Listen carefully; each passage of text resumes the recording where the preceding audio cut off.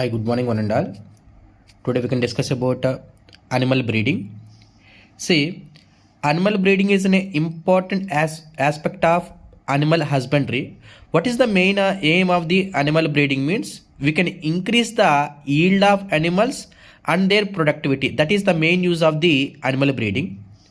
Now, a breed is group of related by descent. Descents indicates వాళ్ళ పిల్లలు and similar in most characters, అంటే parents characters ఏవైతే ఉన్నాయో పిల్లలకు కూడా అదే క్యారెక్టర్స్ రావాలి.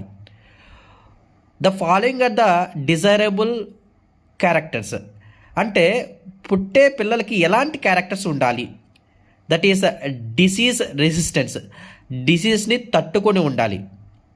Increase in the quality and quantity of milk and meat and wool, fast growth, enhancement of production of life, early maturity. అంటే తొందరగా మెచ్యూరిటీ అయిందనుకోండి, మనకు దాని నుంచి కావాల్సిన ప్రొడక్ట్ని మనం తయారు చేసుకోవచ్చు, గ్రోత్ కూడా ఎక్కువగా ఉంటుంది. బట్ ఇప్పుడుండే సిచ్యువేషన్స్లో ఇలాంటి వాటి ద్వారా మనకు ఎనర్జీ వస్తుంది అనుకుంటాం, కానీ వీటి ద్వారా మనకు ఆకలి తీరదు తప్ప నీకు ఎనర్జీ అనేది అంత ప్రాపర్గా రాదు. Here it is very important, that is a method of animal breedings. Basically మనకు ఐపీ ప్యాటర్న్లో ఇది లేదు, కానీ ప్రజెంట్ కోవిడ్ సిచ్యువేషన్ ప్రకారం మిగతా మీకు ఏమైనా ఎగ్జామ్ రాసేటప్పుడు మటుకు ఇది ఖచ్చితంగా ఉపయోగపడుతుంది. Method of animal breedings, they having a two types of breedings. One is the in breeding, another one is the out breeding. In breeding, when crossing is done between the animals of same breed, that is known as a inbreeding. మీకు మన భాషలో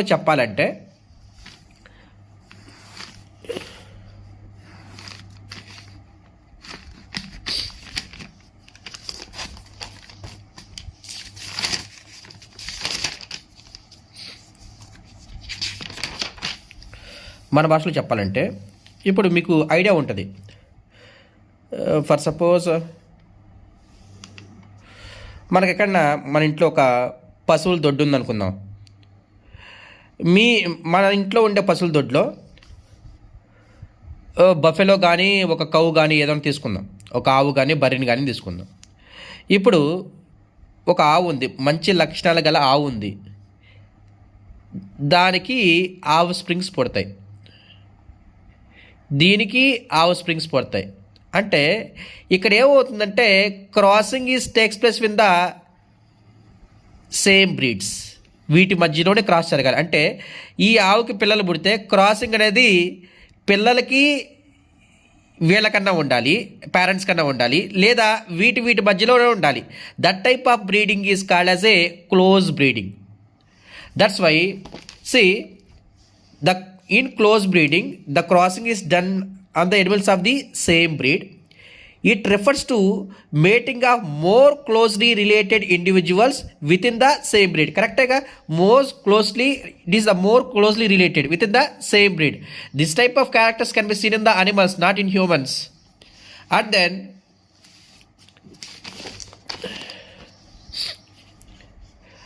the breeding strategy is the identification and mating of superior male and superior female of the same breed. ఇప్పుడు superior male and superior female అంటే,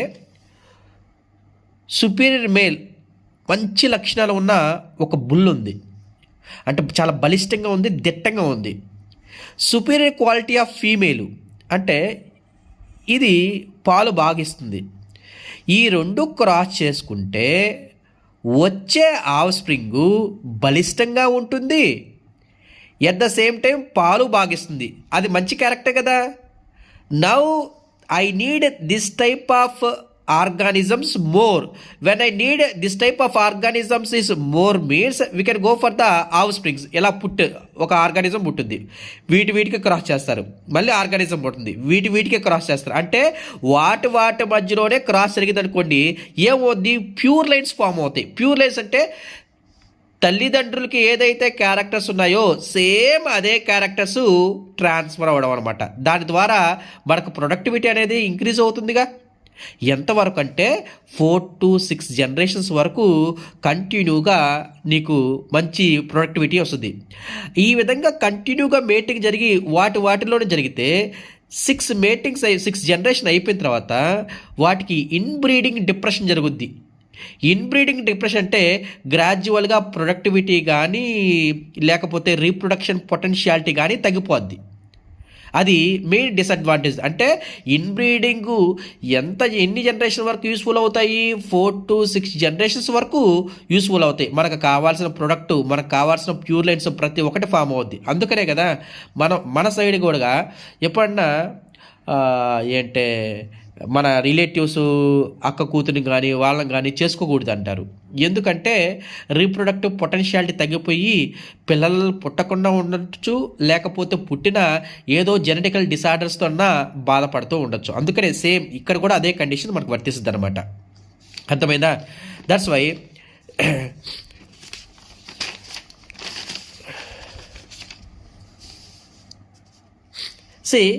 here inbreeding is 2 types. One is the close breeding, another one is the line breeding. Close breeding అంటే ఏం లేదురా.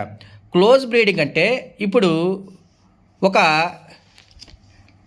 Parent నుంచి of springs వస్తుంది. ఈ of స్ప్రింగ్కి పేరెంట్కి cross చేసుకోవడం.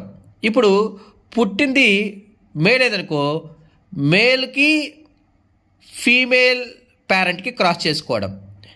లేదు ఫీమేల్ పుట్టిందనుకో, ఫీమేల్కి పేరెంట్ ఫాదర్కి క్రాస్ చేసుకోవడం అనమాట. ఇలాంటి మేటింగ్ని మనం ఏమంటామంటే క్లోజ్ బ్రీడింగ్ అని అంటాం.